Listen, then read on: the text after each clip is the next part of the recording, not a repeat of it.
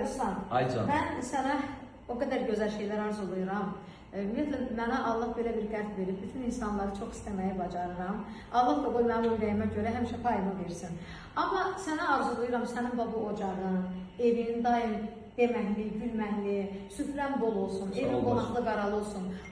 Mən bunu niyə paylaşmaq istəyirəm dostlar? Ətrafımda insanlar çoxdur, məni çox istəyənlər də çoxdur, mənim çox istədiklərim də lap çoxdur.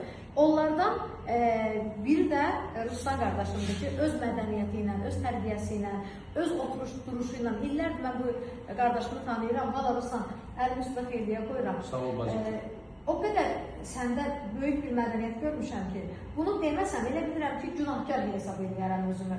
Allahdan arzum budur, səni daim zirvələrdə görürəm. Sənətin yerində, səsin yerində, toy idarə eləməyin yerində, qonaq qarşılamaq mədəniyyətin öz yerində.